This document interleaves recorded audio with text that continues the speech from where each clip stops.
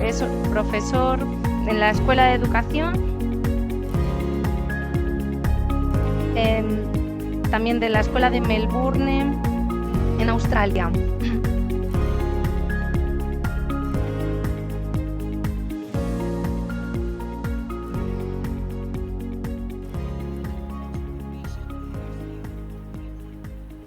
De la Universidad de Oregón, donde también trabajó como profesor del Departamento de Educación y Liderazgo. Tenemos con nosotros a John Sao y le invitamos a que venga y demos un cálido aplauso a nuestro primer ponente.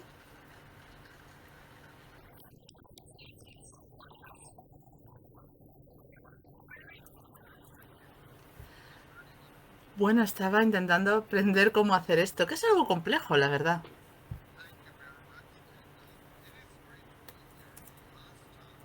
La última vez que estuve aquí en España,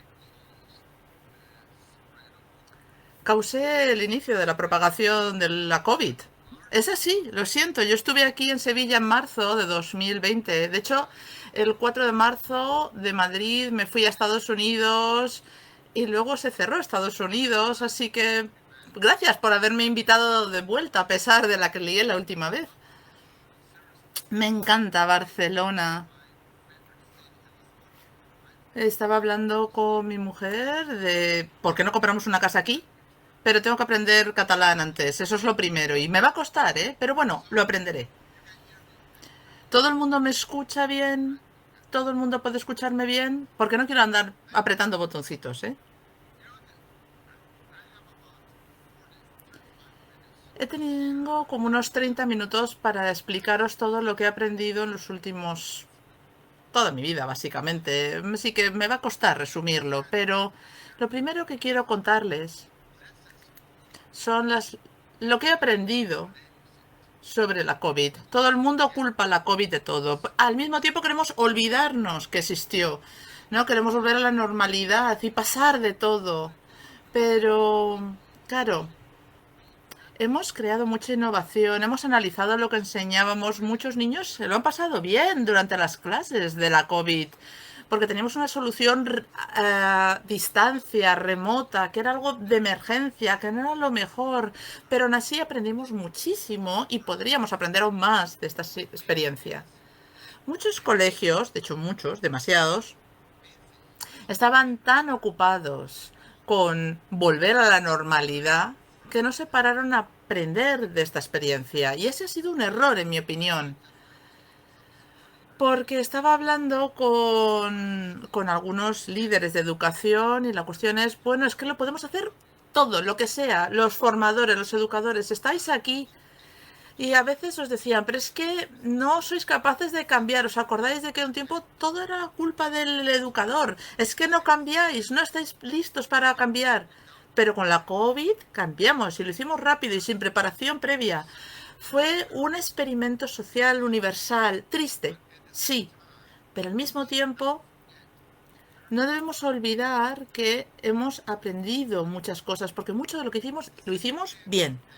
La segunda cosa a tener en cuenta de esta situación, y escribí un artículo muy importante, he debatido mucho sobre esto, es que hay que recalcar eso que hemos hablado tanto, esa pérdida de aprendizaje, ¿no?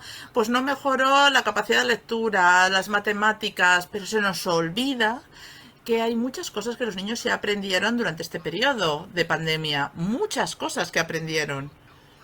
Entonces, si uno se centra en exceso en esto que llaman pues la pérdida aritmética de matemáticas, cometemos el enorme error de olvidar que los niños son seres humanos completos. Aprenden otras cosas, cosas que tienen que ver con la interdependencia de la comunidad. Los padres empezaron a tener un papel mucho más activo en la formación de sus hijos, pero muchas más cosas. Cosas que hemos aprendido y que se nos están olvidando a gran velocidad. Y hay otro elemento fundamental en muchos países, como por ejemplo en Estados Unidos. Yo creo que cualquier crítica que yo puedo tener sobre la educación no tiene nada que ver con España, ¿eh? Porque en España lo está haciendo todo muy bien. El resto de los países, no tanto. Pero Cataluña es que no se equivoca nunca. El resto de los países, en Estados Unidos, por ejemplo, dedicamos muchísimo dinero de los fondos federales en intentar arreglar, llamémoslo arreglar, las pérdidas de aprendizaje por las pruebas estandarizadas que obligan que los estudiantes hagan cosas que no quieren hacer, que no les gustan, que es uno de los problemas de la formación. Y además de eso tenemos este intento por dar muchísima formación sobre dispositivos. Y en la COVID les dimos dispositivos y le dijimos a los alumnos usar la tecnología, pero ahora han vuelto a las aulas y no, aquí en el aula ya no puedes usar el iPhone, el teléfono móvil prohibidísimo. Y a veces algunas de nuestras normas empiezan a parecer un poco tontas, ¿no? Pero es como aprende uno, al final, haciendo tonterías. Y la primera lección de, que he aprendido es que hay que reflexionar en serio sobre lo que hemos aprendido de este periodo de pandemia. He trabajado con un grupo de escuelas en Hong Kong y una de las cosas que casi todos los profesores dijeron es que durante la COVID, cuando pasaron a formación online, se dieron cuenta de que no tenían que enseñar tanto. Y esta es una lección importante. Los profesores se dieron cuenta, pues es que no tengo que dedicar 45 minutos o 50 minutos a enseñar porque igual mis alumnos aprenden. Porque estamos haciendo un destilado del contenido que hay que enseñar y ver qué es lo que realmente no hace falta. Segunda lección. La primera ha sido rápida, ¿eh? La segunda es un poquito más seria. A lo largo de los años, todos los países han intentado lo que conocemos como reforma de la educación. Quieren reformas e innovación en la educación. Cambiamos los planes de estudio, cambiamos a los profesores, cambiamos quién es responsable de qué, cambiamos el tipo de exámenes. Pero en estas 3 décadas, al menos en estos últimos 30 años, casi podríamos decir 50, pero vamos a quedarnos en 30, la educación lo que ha hecho es empeorar. Os habéis fijado, ¿no? Bueno, quizá no es lo que se diga siempre, pero lo cierto es que ha empeorado. ¿Qué es lo que ha fallado? Lleváis mucho tiempo en esto, no puedo culparos a vosotros, hay que culpar a otro, obviamente. Yo me culpo a mí mismo, porque yo digo, bueno, yo estoy haciendo investigación de la formación y de la educación, pero ¿qué es lo que he hecho? ¿De qué manera mi trabajo ayuda o arruina lo que tenemos en la educación? Si decimos que las cosas han empeorado, ¿por qué? Desde el año 2000 y antes incluso de la COVID, ¿no? Porque, ¿por qué podemos decir que la educación ha empeorado? Porque es una manera de verlo. Yo no me lo he inventado, esto es algo que son datos que ya están ahí, pero que resultan fascinantes. ¿Cómo es posible que hayan empeorado los datos? Pero no solamente han empeorado. Al mismo tiempo, cuando vemos esta, esta brecha de logros, todos están intentando reducirla, todos los países, con una igualdad en el acceso a la formación, pero sin embargo ahí está la brecha. Y todo dice, bueno, pues hay una reducción, pero ¿quién tiene el mejor sistema educativo? ¿Qué país lo tiene? Siempre pensamos que Finlandia, ¿verdad? Que todo el mundo dice Finlandia. Le preguntas cuál es el mejor sistema educativo, todo el mundo dice Finlandia. Pero eso ha sido, pero en base a la puntuación de PISA, en Finlandia también se ve una bajada de resultados. Esta es una lección difícil de aprender para todos nosotros. Vosotros os habéis esforzado un montón.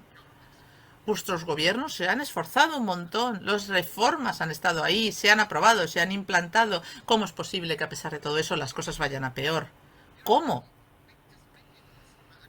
A ver, os voy a mostrar. Porque en el caso de Estados Unidos no solamente hemos empeorado, sino que lleva sin una mínima mejora. Fijaros en los datos de Estados Unidos.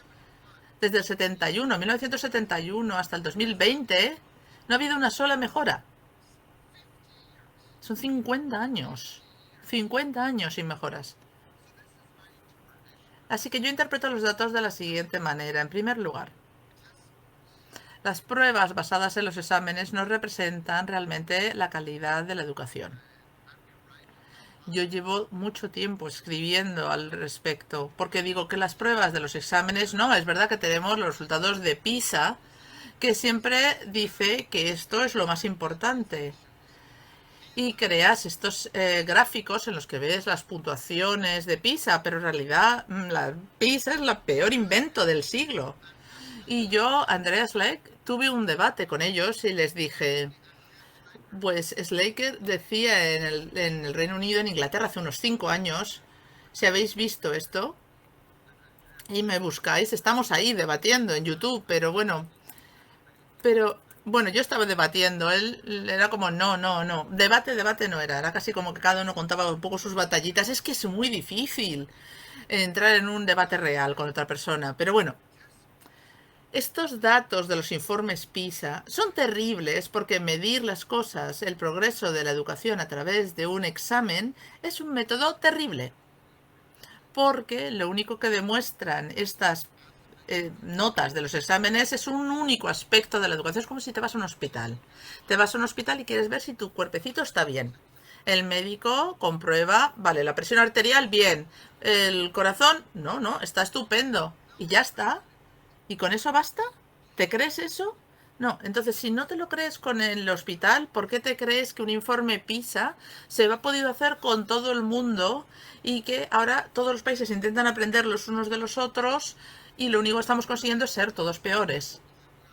Porque lo que estamos es aprendiendo a hacer lo incorrecto, pero lo estamos haciendo cada vez mejor, incorrectamente. Y esto es lo que estamos intentando hacer todos, copiando lo que hacen otros dependiendo del informe PISA. Ese es uno de los problemas que tenemos. He escrito un libro hace ya varios años intentando analizar de qué manera estas pruebas, estas cualificaciones de exámenes son una manera terrible de analizar la calidad real de la educación. Porque en Estados Unidos tuvimos un presidente llamado George Bush, seguro que le suena. Fue antes de Trump, ¿eh? Yo solía pensar que George Bush era lo peor, pero ahora ya es que pienso, Bush era bastante mejor, ¿dónde va a parar? George W. Bush tenía una idea que era ningún niño se debía quedar sin formación. Invirtió muchísimo dinero para que la educación fuera lo mejor posible y estableció un sistema que funciona. ¿Qué es lo que funciona aquí, no?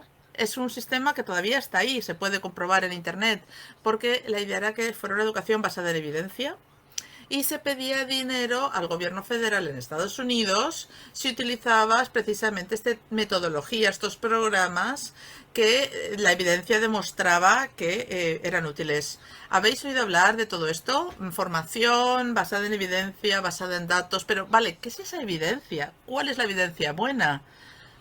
Vamos a fijarnos, por ejemplo, en un elemento de esa evidencia general.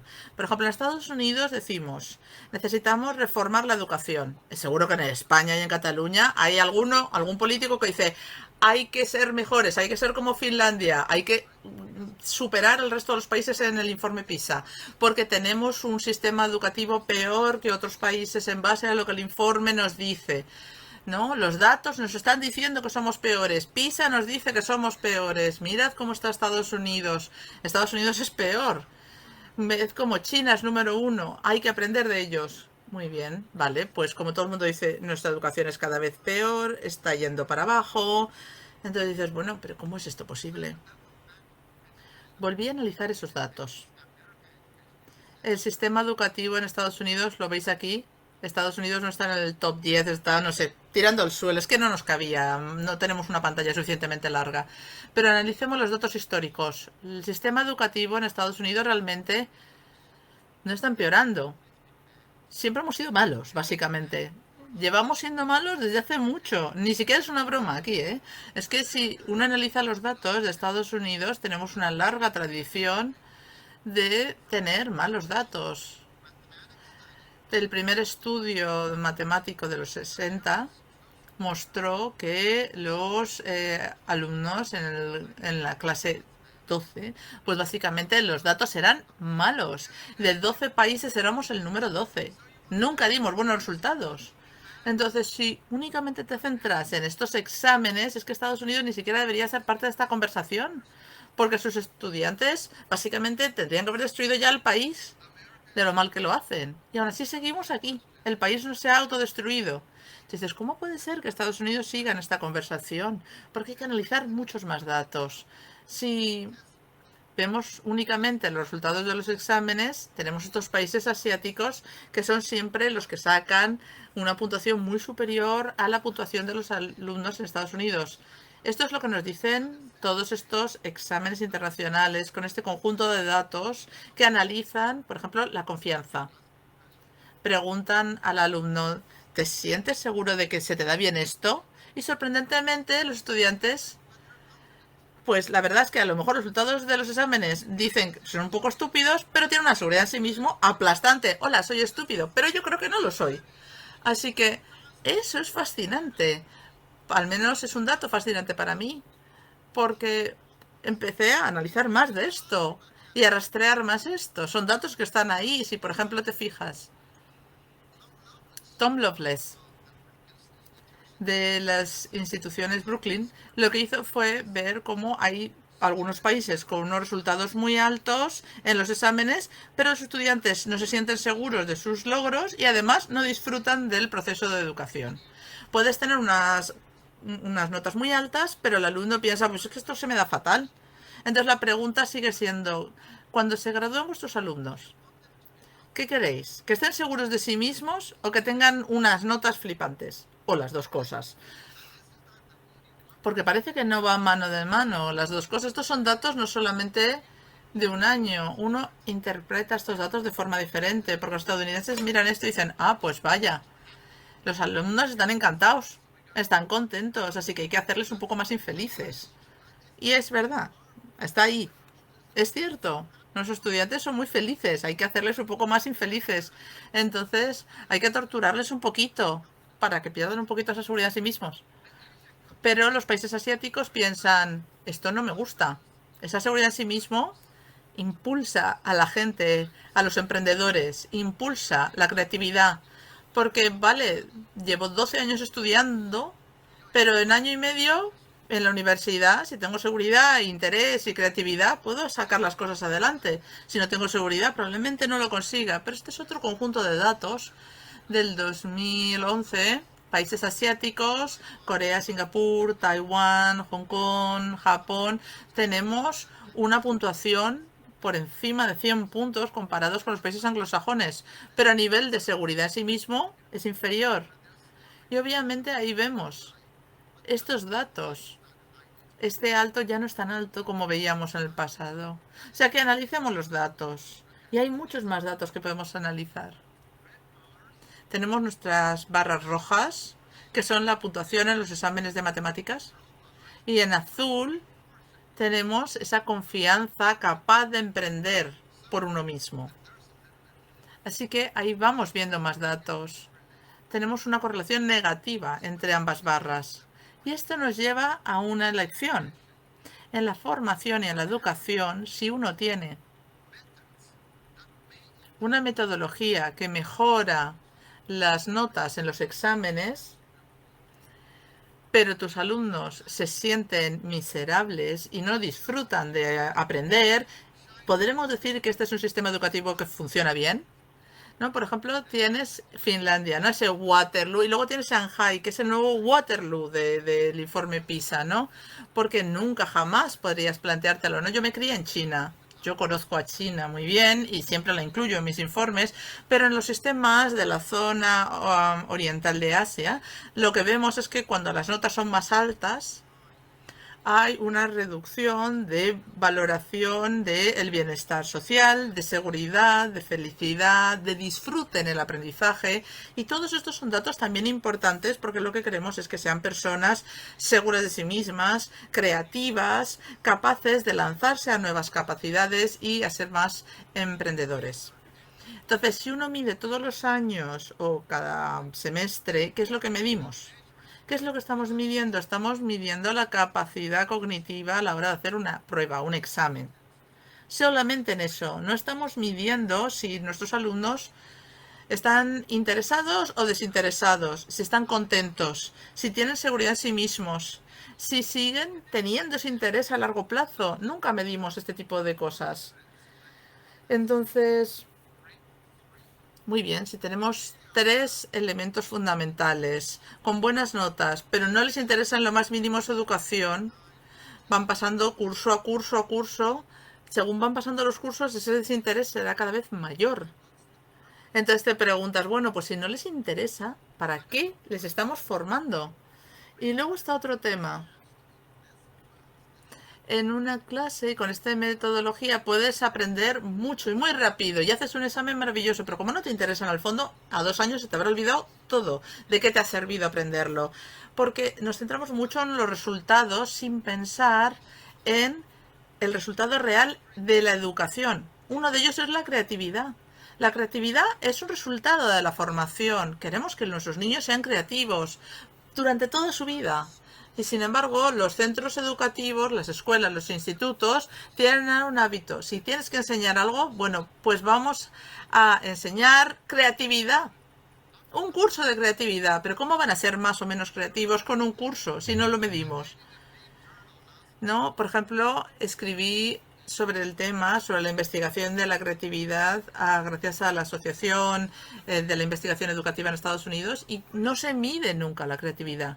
Y lo que es más importante es que en muchos casos, cuanto más se enseña sobre creatividad, menos creatividad desarrollan tus niños. Y he escrito también un artículo sobre eso, está en mi web, que es cómo no enseñar la creatividad si lo que quieres es fomentar la creatividad. Porque la creatividad nos enseña, pero se puede fomentar y te lo puedes cargar si enseñas al respecto. Los estudiantes estadounidenses son muy creativos porque las escuelas no les enseñan creatividad, no lo hacen mejor que los chinos, por ejemplo, pero la clave es que no silencian esa creatividad como pasa con otras escuelas, como pasa en China. Si tú enseñas creatividad, lo que haces muchas veces es apagar esa creatividad. Me quedan pocos minutos, así que tranquilidad. Bueno, esto era una lección importante. Otro de los elementos clave es por qué no hemos visto una mejora en la educación, porque de hecho hemos visto un empeoramiento en la educación. Hemos cambiado el plan de estudio, hemos cambiado los profesores o la forma de enseñar, o lo hemos intentado, hemos cambiado la forma de evaluar, pero una cosa que no hemos cambiado es el espacio en el que están nuestros alumnos.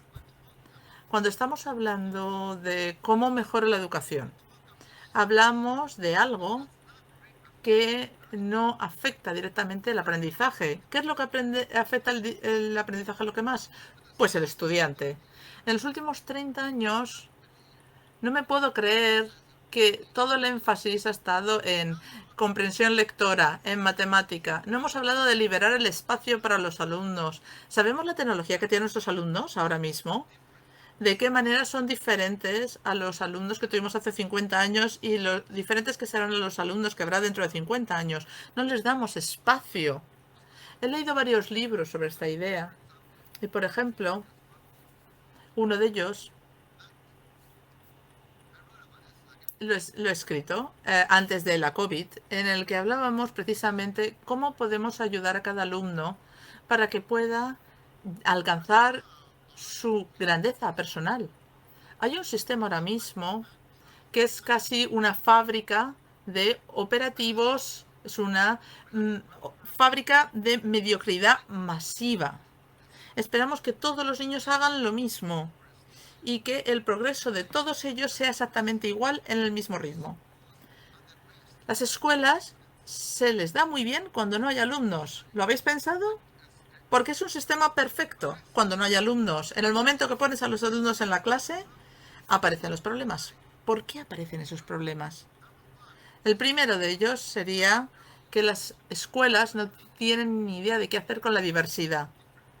Tenemos gente muy distinta en el aula, pero por desgracia es que es así, la gente es muy distinta la una de otra, la gente es muy diversa, hay distintas habilidades, hay distintas habilidades cognitivas. Howard Gardner hablaba de las múltiples inteligencias. No estoy de acuerdo con todas las categorías de las múltiples inteligencias de Howard Gardner, pero es verdad que cada uno tiene su talento, su personalidad. Cada uno tiene su motivación, que es distinta. Algunas personas están interesadas en el poder, a otras les interesa la curiosidad. A Trump le interesaba el poder, pero eso no significa que la curiosidad la tenga y ahí. Pero es un buen ejemplo si lo planteamos. Algunos de vuestros alumnos sienten mucha curiosidad por muchas cosas, pero no les interesa aprender cómo funcionan otras personas. Es que hay una amplia diversidad. Cada una de estas personas viene de una familia distinta, un distinto modelo de hogar, de una distinta comunidad. Todo esto es una fuente constante de diversidad que llega al aula y no sabemos qué hacer con tanto. Las escuelas odian habitualmente las diferencias de los alumnos. Odiamos estas diferencias. Entonces les metemos a todos, si eres muy diferente, pues a educación especial, eres un talentoso, pues entonces a formación para personas de altas capacidades, buscamos cómo resolver esto y si no, pues te adaptas porque esto es lo que quiero que hagas. Pero quizá esta no sea la fórmula perfecta. Os animo a pensar en el reno de la nariz roja Rudolf. No sé si en España esta tradición existe. Espero que sí, pero bueno, sí seguro que os suena. Que había un reno de nariz roja. Pues es uno de los renos de Papá Noel. Esta nariz roja es problemática. Porque el gobierno quiere que todas las narices de los renos sean negras. Sean todas iguales. Pero reno del pobre Rudolf acaba en formación especial para renos. Pero llega la noche de Nochebuena y el Papá Noel tiene el GPS un poco escacharrado. Y entonces dice Rudolf, tranquilos, que yo esto lo manejo. Y ahí está el poder de la diversidad, esa diversidad permite que las cosas funcionen. Cada niño puede ser el reno Rudolf. Por eso hablo de este deseo de alcanzar la grandeza personal, individual. Si a través de una educación que te permite liberarte, que te permite como niño realmente prosperar, porque puedes tener altas capacidades o ser una persona muy apasionada como una de tus capacidades especiales. Todos estos niños les estamos pidiendo que hagan cosas. Algunas no les gustan, otras no se les dan bien. Pero la clave es asegurarnos de que estos alumnos encuentran un espacio donde sus capacidades particulares y sus pasiones particulares pueden prosperar. No tengo tiempo para explicar cada uno de los aspectos de esto, pero si tenemos estos espacios, vale, tenemos una baja capacidad, baja pasión, poco interés, pues esto hay que evitarlo, mientras que alta capacidad pero cero interés no nos sirve. Te adaptas, pero lo olvidas. Pero un alto interés y baja capacidad, dices, esto es un hobby, aquí no vas a sacar nada. Bueno, ¿a dónde queremos ir? Queremos que esto acabe en una carrera profesional. Entonces combinamos intereses personales con aquello que se te da bien. ¿Qué obtienes? Pues algo bueno, interesante. Y lo que puedes conseguir es una persona única, individual, con una pasión por algo que puede aportar valor en su formación.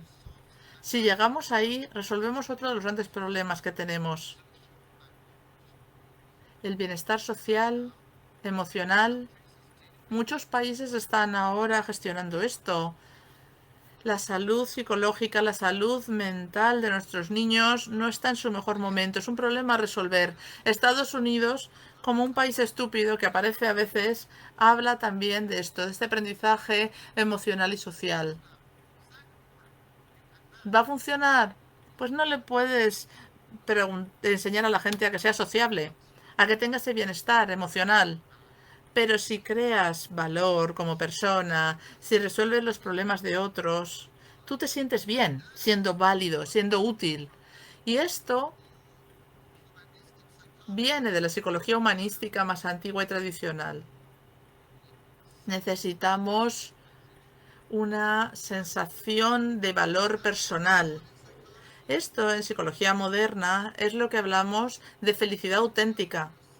Cuando tú puedes utilizar tus puntos fuertes, tus virtudes y capacidades para beneficiar a una causa mayor. Ahí es donde la creatividad y la seguridad en uno mismo y tu singularidad juegan un papel fundamental. Cada niño es único y tiene que serlo. Son niños todos estupendos, maravillosos. Seguro que muchos de estos niños son los que llegan a nuestras aulas, pero muchos de estos niños son distintos y tenemos que tratarles como seres individuales. Y lo que sugiero, por tanto, es que las escuelas se han visto obligadas a implantar estos planes de estudio. Si queremos individualizarlos, cuando encontramos algo que realmente es valioso, se lo enseñamos a todos los niños por igual.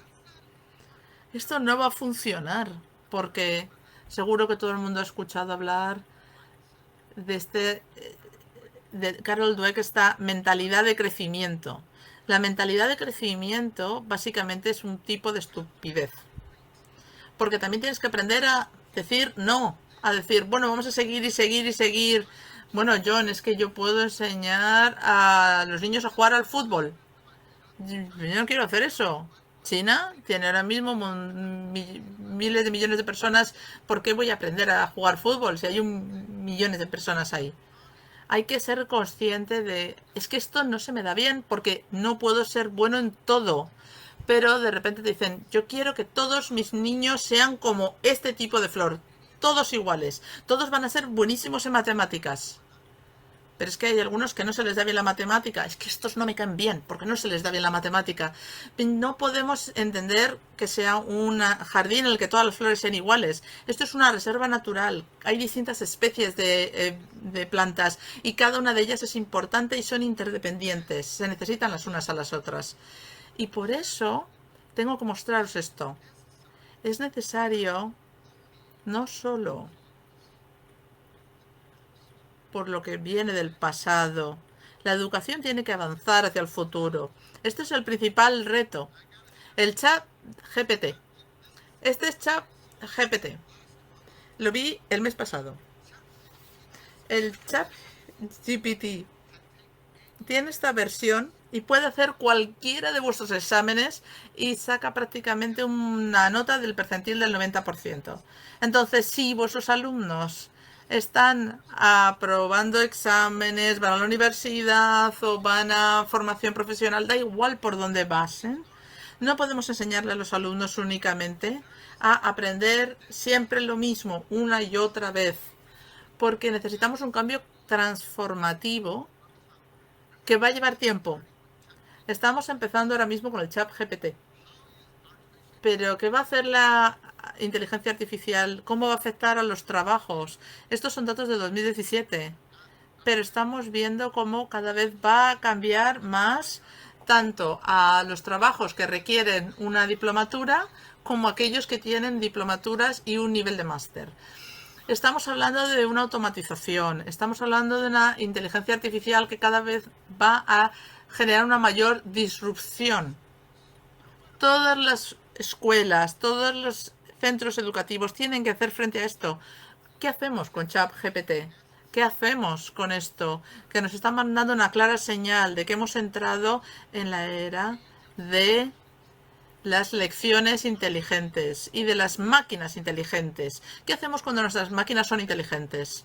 Bueno, Tim Cook de Apple, el CEO de Apple, ha dicho algo muy interesante hace 4 años más o menos. Muchas personas están ahora mismo preocupadas. Les preocupa que la máquina piense más y más como un ser humano. A mí eso no me preocupa. A mí me preocupa que las personas empiecen a pensar cada vez más como las máquinas. En una época en la que las máquinas son inteligentes, la única manera de realmente competir con ellas es no convertirse en una máquina uno mismo, es ser más humano que nunca. ¿Qué es lo que nos hace humanos? La singularidad. Somos únicos. Los aspectos sociales, emocionales, lo que nos hace complejos como seres humanos. Esto es lo que nos va a hacer personas de mayor éxito. Pero la formación, la educación no ha estado desarrollando estas habilidades, no ha estado trabajando en estos campos. Nuestros centros de educación tienen que personalizarse muchísimo más dentro de este proceso. Así que, para resumir, ¿Cómo podemos hablar de la humanidad? Hemos visto a Blancanieves. Suelo mencionar esto porque estoy en una de las juntas, en una de las comisiones del canal Disney Plus. Y siempre dicen, bueno, ¿cuál es la princesa que vamos a lanzar este año? ¿En qué momento la lanzamos? Pero si pensamos desde Blancanieves hasta Cenicienta, a Mulan, y ahora tenemos a la princesa, entre comillas, Moana. ¿Cuál es la diferencia fundamental? Esto está centrado. Tenemos a Blancanieves que ella quería que la encontraran, que la quisieran. Es un poco, quiero encontrar qué hacer, mi tarea es ser querida, ¿no? Mientras que Moana lo que tenía que hacer era recrear otro concepto muy complejo y hacerlo ella sola. Entonces, nuestros alumnos tienen que hacer lo mismo, convertirse en los propietarios de su proceso educativo, ser parte de esta formación. La inteligencia artificial plantea muchos problemas, pero también puede hacer muchas cosas. Lo que tenemos que pedirle a nuestros niños para que lo entiendan es que hay que cambiar la inteligencia artificial y convertirlo en un asistente inteligente.